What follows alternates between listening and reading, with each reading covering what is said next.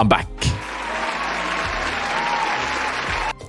Because I'm back from the vacay. I bust out a nay-nay. Ride with that before, but bring it back to Sp4zie on the nay train. We bustin' the hype train. Scamming yourself. You notice that there ain't no Planty back on the shelf. He's with himself. Back in another room. Can't get it to where the beat go. Come on, I was busting that. Oh, man. So, for those of you who don't know, this is where I live. In Stockholm. And right over down here is Thailand. I've spent a lot of time in Thailand throughout my life. My family has gone to Thailand since I was 12, 13, maybe 12. They started a tradition where we didn't get Christmas gifts, and they instead spend that money on airplane tickets to Thailand. And so I've been a lot to Thailand. I've been all over Thailand. So it was another time to go to Thailand. Why? Because Mom-zie, aka was turning 60. Yeah, so we were in Thailand because of Mom. Mom turned 60, and she, spared no expense and treated us all to a trip to Thailand. She also rented a very luxurious villa for a week with our own pool that we hung out at and just spent time together. So where in Thailand were we? Well, we flew to Bangkok, which is right here. It's Kock in the name, chat. It's Kock in the name. This is Koh Lanta. Koh Lanta is an island that has a Swedish school on it. And so once my sister, who is a little bit younger than me and my older sister, when my family wanted to go there more extensively and stay there longer, my sister went to this school. Let's look at some pictures, dude. What do Google has to offer? Oh, yeah, look. Long Beach. Yeah. This is where I was. This is what it was all about right here. Oh, and this is the place I stayed at. So these awful looking dragon statues. Yo, this place was awful. What are the reviews like on this place? I didn't like it. We stayed here for a week before my mom got the place that we stayed in for the rest of it. There it is. 4 stars? Nah, man, that ain't right. 4 stars. Anyways, the place was poo. It's bad. It wasn't bad. Like, if we're still in Thailand without a beach, I'm not gonna complain. It was really good to hang out there, but like the food wasn't that good and it was terrible. And then what you do is you live here, and then you go away from there every day. Was Bundel not with you? No, Bundel could come because she had a severe case of dengue fever last time she was in Thailand. And her doctor told her that if she might die to another dengue mosquito. Because dengue is a sort of like disease that every time you get it, it gets progressively worse. And if you get it like a 3rd or 4th time, you die. And so she had a really bad case, which meant that it was probably not her first. It was probably like her 2nd or 3rd. And so, she couldn't go, unfortunately. Yeah, the incubation time is long on dengue. Let's talk about the Thailandic rice soup. Look how gross this looks, man. Look how gross this looks. And it's actually so good. I can't believe I'm still discovering new food in Thailand. This is like white rice cooked in a very mild sort of, I think it's chicken broth, but I'm not sure. And there are small little chicken balls, mushrooms, which you see there, in there. And that's it. And it looks like snot. But it's like the best breakfast. I'm probably gonna have to cook this myself at some point. And then you add like cardamom on top, lots of fresh ginger. That's key. And then some scallion slots, little chives on top. Some chili with vinegar, and then a little bit of soy sauce.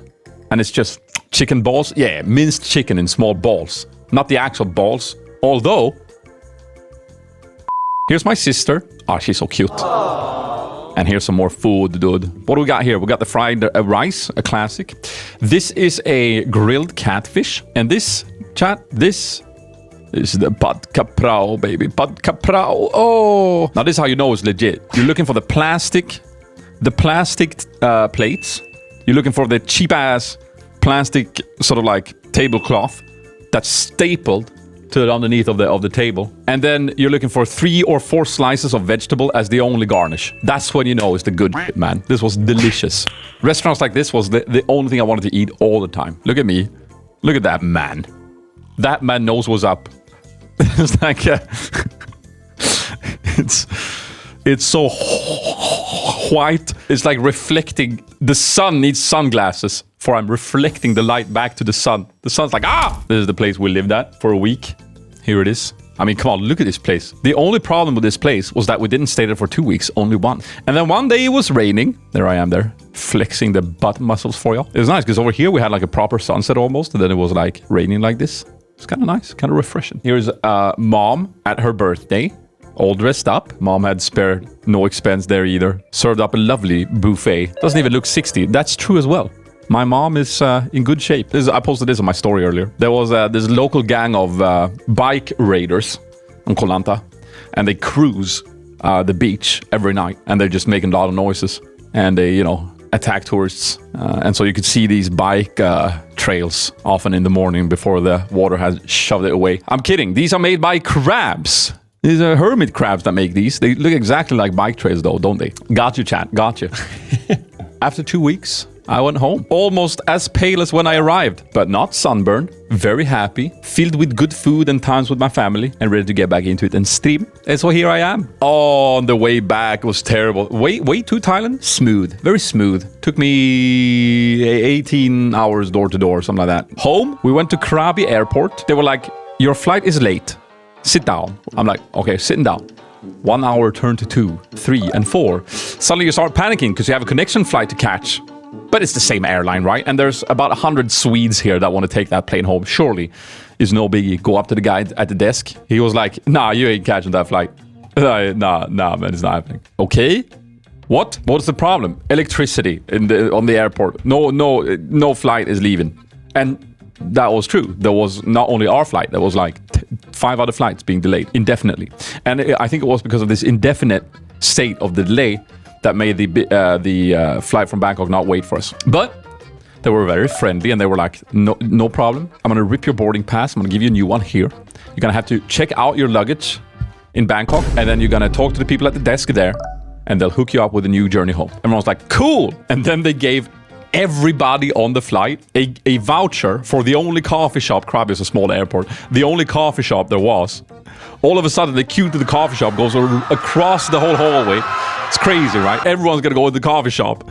Poor ladies working in the coffee shop, panicking. Like, what the hell's going on? Everyone's like, I got a voucher. I'm not even thirsty, but I need to use it. We ate everything they had. We ate it all. After about 9 hours of waiting, the airport is fixed. Don't know exactly what it was that was wrong, but it's fixed now. Planes can lift again. I remember, this is like a group of 100 Swedes moving together. They're all catching the same flight, all experiencing the same thing. We go, little line, to the desk, and we go, yeah, our flight. You left without us, but we were told to come here so you can rebook us. Lady behind the counter went, nah, I can't do that. And they were saying things like, it wasn't our fault. It was the airport, really, that broke down. Our planes were fine, so it's you gotta have to call the airport if you want something there. Yeah. What? And now, of course, you're panicking. And man, let me tell you, the atmosphere was fierce, man. Us Swedes are kind of restrained, right? We don't often display our emotions. We like to keep it very restrained within ourselves.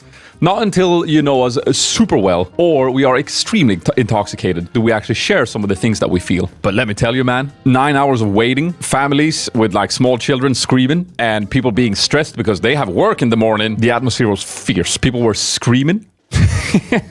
One old lady yelled when they said, like, we can't really hook you up with anything because it's not our fault that you guys were so late. One old lady yelled, I will contact my embassy. We'll contact the Swedish embassy and then you'll see. I'm just sitting there like, okay. The embassy would probably go, who gave you this number? Don't call us ever again. What I did, because of the atmosphere that it was so fierce, Swedes screaming makes me scared. And so I immediately got out my phone.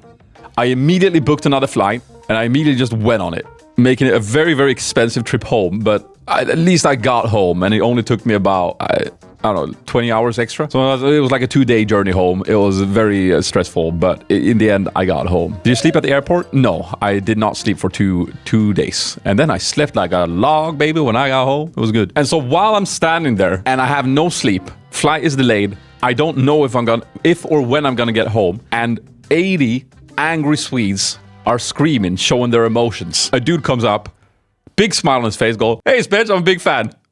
Yeah, how you doing, man? I'm like, what? So, yeah, sad about the delay. I was also going to catch that flight, but I've Googled a bit. They don't owe us anything. They don't. I'm like, okay. Anyways, just want to say hi. I'm a big fan. Yeah, take care. Okay, bye. Dude was like super swell and happy. And I'm like, I can't even talk. If you're watching this, So pleasant to meet you. That's what I wanted to say. And thank you for coming up and saying hi, making my day. I was just a bit scared of how I was thinking a lot of how I was supposed to get home. And I also had no sleep. So I'm sorry if I didn't really, I wasn't able to act like a normal human. That's why I was in the German airport and why I uploaded this banger of a tweet. A, B, C, D's nuts. What a tweet, man. That's the type of tweet only a 40-hour long journey can harness and produce. Do it!